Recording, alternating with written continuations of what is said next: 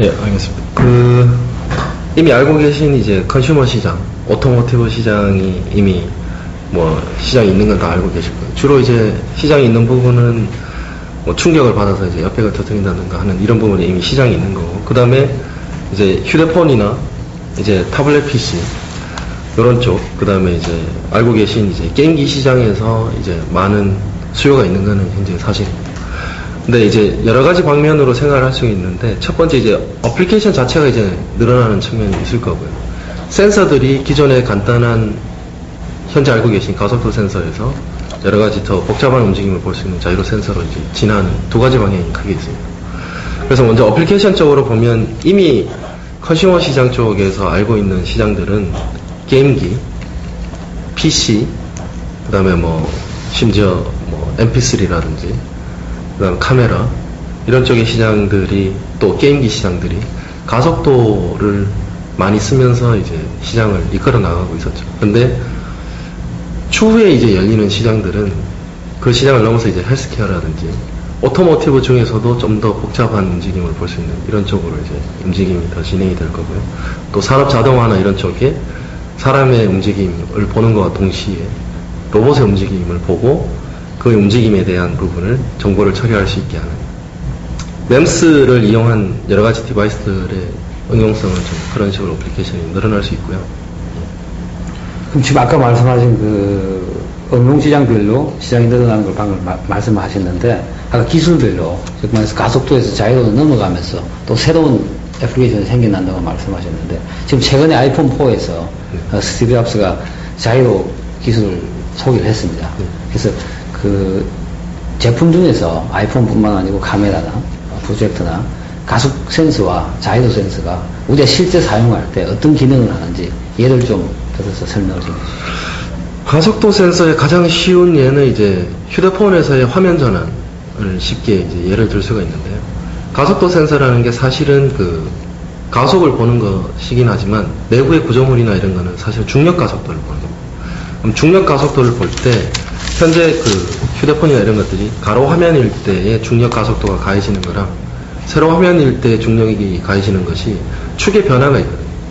지금 현재 예를 들어서 가로 화면일 때는 X축의 중력 가속이 더 많이 가해지는데, 이제 세로로 하게 되면 Y축으로 중력 가속이 더 많이 가해지니까 이 움직임을 보고 이제 화면 전환을 이제 하는 거고요. 근데 가속도 센서를 할 수 있는 거는 이런 심플한 것밖에 못 하는 거고요. 근데 스티브 잡스 회장이 했던 그 데모를 보시면 그 젠가라는 그 게임을 이제 했었는데 약간 독특한 움직임을 보여줬죠. 어떤 휴대폰을 이렇게 들고 어떤 그 축에 대한 회전을 보기 위해서 이 사람이 회전을 이렇게 합니다. 회전을 했을 때 기존의 가속도나 여러 가지 모션 센서로는 이 회전을 디텍션을 할 수가 없어요. 근데 그 사람이 보여준 동영상을 보면 어떤 한 축에 대한 회전을 했을 때 내부에 이제 화면이 3D로 이렇게 같이 회전을 하거든요. 그러니까 어떤 자이로를 본다고 한다는 것은 각속도의 변화를 보는 건데, 각각의 축에 대한 각속도의 변화를 본다는 것은 일종의 회전을 본다라는 의미로 생각을 하시면 되고요. 기존의 가속도를 가지고 볼 때 한계가 있는 부분을 자이로를 가지고 이제 많은 부분을 커버할 수 있는 걸로 생각을 하시면, 심지어 이제 게임을 얘기를 들 때도 그 전에 이제 게임을 하던 것들은 단순하게 그냥 이제 충격을 준다든지 주사위 게임을 한다든지 다이스 게임을 한다든지 이런 정도의 충격량을 보고 중력 가속도가 크게 흔들리는 걸 보고 화면을 하는 정도였는데, 이제 게임을 할 때 자이로를 적용하게 되면 지금 이제 애플에 게임이 하나 올라왔는데 1인칭 RPG 게임이라고 그러죠. 슈팅 게임을 이제 적용을 합니다. 그런 게임을 할 때 유저가 이제 화면을 보고 굉장히 빠른 움직임으로 좌우 및 위아래를 흔들게 됩니다. 그런 움직임을 다 따라갈 수 있는 걸 하기 위해서는 자이로스코프를 써야 됩니다. 게임의 제목은 제가 말씀드리기는 좀 그런 것 같고. 지금 방금 말씀하신 대로 젠가, 그러니까 젠가가 제가 알기로는 다운로드가 가장 많았던 아주 유명했던 게임으로 제가 그 애플 앱스토어에서 알고 있습니다. 알고 있고, 지금 말씀하신 그 1인칭 슈팅 게임, 이런 게임들이 어떻게 보면 이제 아까 말씀하신 응용 시장이 확대되기 위해서는 그 기술의 변화, 가속 센서에서 자이로 센서로 넘어가는 기술의 변화와 또 여러 다양한 시장의 개발돼서 시장을 크게 하는 부분도 있는데, 또 어떤 일각에서는 자이로 기술이나 멤스 기술을 이용할 수 있는 많은 앱들이 그 앱스토어에 올라와서 개발돼야 되지 않느냐. 근데 방금 말씀하신 그런 1인칭 슈팅 게임이라든지 이게 이제 자이로 전용 게임이 아닐까 싶습니다. 그래서 그 어떤 앱들이 많이 올라와야 되고 그 앱을 개발하도록 그 툴을 만들어줘야 되는데, 그게 뭐 스마트폰 업체가 할 일도 있겠지만은 또 멤스 업체들이 할 일도 있을 거라고 보는데, 그쪽에 대해서 좀 설명을 해주시죠. 예, 이제 특히 이제 어플리케이션들을 많이 올리기 위해서는 많은 업체들이 협력을 해야 됩니다. 제일 거기에서 좀 주적인 역할을 하는 회사들은 아무래도 OS를 만드는 업체들이 좀 중시적인 역할을 해야 되고요. 그 다음에 이제 여러 가지 센서를, 그러니까 왜냐면 OS 업체들이 센서를 쓸 건지 말 건지를 결정을 하는 거고, 그럼 센서들의 업체들은 그 OS에서 돌아갈 수 있는 드라이버나 이런 부분을 이제 제공을 하고, 휴대폰 제조업체는 그거를 같이 머지를 해서 통로를 만들어줘야 되거든요. 그래서 여러 업체들이 기존에 기반이 돼 있어야 되고, 그거에 기반이 돼 있는 상태에서 어플리케이션 디벨로퍼들은 그 정보를 보고 필요한 게임을, 모션을 적용을 하기 위해서 이제 그 오픈되어 있는 부분들을 보고 게임을 개발을 하는 거거든요. 그래서 기반적으로 이런 새 업체들이 다 협력을 해서 오픈되어 있어야 되는 부분이 있어야 되고, 디벨로퍼는 그걸 이용할 수 있는, 그러니까 그 센서들이 어떤 정보를 주고 그 정보를 가지고 어떻게 게임에 적용할 수 있는가는 디벨로퍼들이 고민을 해서 적용을 해야 되는 부분이 있는 겁니다.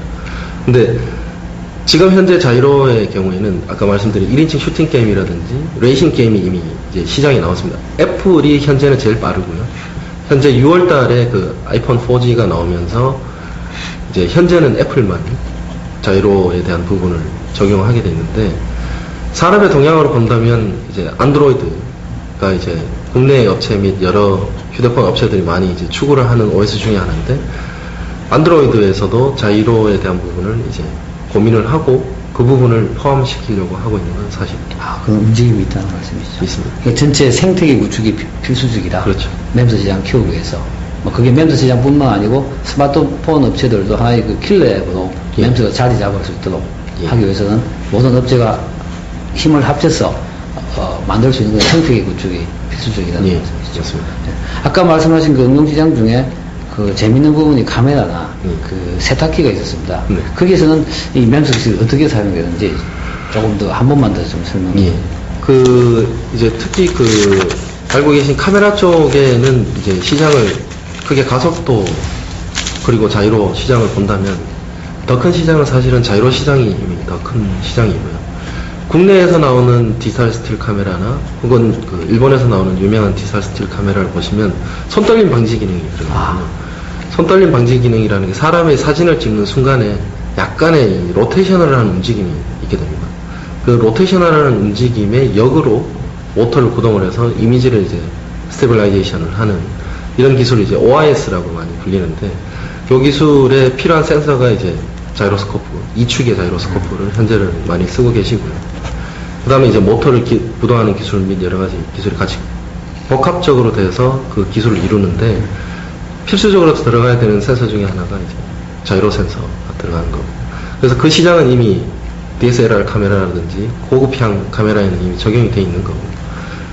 가속도의 시장은 약간 휴대폰하고 비슷합니다. 이제 펀한 기능으로 자이로는 카메라의 가장 기본적인 기능을 잘하기 위해서. 근데 펀한 기능을 하기 위해서는 가속도 센서를 쓰는데, 역시 같은 의미로 이제 화면 전환을 한다든지, 유저가 이제 뒷부분에 대해서 카메라를 보고 있을 때 태핑을 준다든지, 그러면 태핑을 이제 주게 되면 내부에 이제 중력 가속도가 크게 발생을 해서 태핑이 온 걸 보고 LCD를 켠다든지, 지금 국내에 적용하는 회사도 있고요.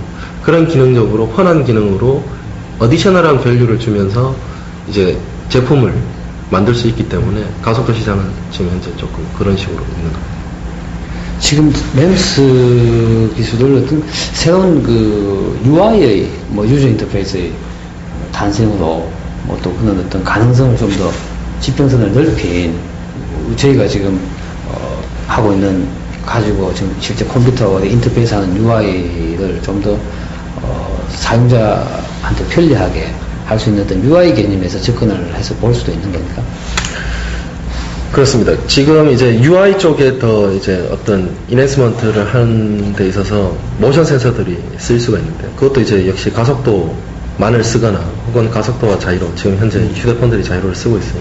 쓰기 시작을 하니까 이런 부분에서 응용을 할 수 있는데, 뭐 여러 가지 얘기가 있습니다. 단적인 예로 뭐 여러 회사들이 얼마 전에 3D UI를 냈죠. 국내 회사들도 3D UI를 내고, 그 3D UI를 냈을 때 터치 기술 및 모션 기술을 같이 엮으면 UI를 조금 더 재밌게 할 수 있거든요. 그래서 예를 들어서 3D로 구현이 다이스처럼 되어 있는 UI가 있는데, 유저가 좌우에 회전을 준다든지 위아래에 회전을 줬을 때 그 UI가 같이 움직일 수 있다면 정확성이 좀 문제가 되긴 합니다. 얼마만큼 모션을 잘 디텍션 할 수 있는 이런 튜닝 부분이 필요하긴 하지만, 그런 부분이 적용이 된다면 UI 부분에서도 상당히 모션을 같이 섞어서 좀 편하면서도 좀 실질적으로 시간을 좀 줄일 수 있는 부분, easy to use 뭐 이런 쪽으로 여러 가지 접근이 가능하다. 그럼 요즘 뭐 한참 지금 각광을 받고 있는 증강현실 쪽에도 뭐 사용될 가능성이 어떻게 적용이 가능한지. 증강현실을 구현을 할 때는 기본적으로 필요한 센서는 그 3축의 가속도 그리고 3축의 지자계 센서가 지금 현재 쓰이고 있습니다. 근데 증강현실을 이용해서 지자계를 이용해서 하는 거는 현재 정북을 알고 내가 거기서 움직임을 봤을 때 정북에서 얼마만큼 틀어진 곳에서는 무엇이 있느냐를 이제 데이터베이스가 잘 돼 있어서 그 부분을 이제 하는데, 지자계 센서의 약간의 단점은 뭐냐면 유저들이 이제 로테이션하는 움직임을 빨리 줬을 때 좀 확 움직인다고 얘기를 하죠. 그렇게 되면 이 반응을 좀 천천히 합니다. 지자계에 대해서는 쉽게 보시면 이제 나침판을 생각하실 수 있는데, 초등학교 때 배운 나침판이 지금 현재 있는 가리키는 방향에서 확 방향을 튼다고 해서 나침판이 빨리 따라오는 건 아니거든요. 방향에 대한 부분을 지자계 자체가 지구상에서 오는 마그네틱 필드를 보기 때문에 반응 속도가 좀 느립니다. 계산 속도도 또 뒤에 연관이 되어 있는 부분이긴 합니다. 그래서 이런 로테이션al 움직임을 빨리 보기 위해서는 아까 말씀드린 자이로를 쓰면 향상되는 부분이 분명히 있습니다. 그래서 그런 쪽으로 이제 쓸 수가 있습니다.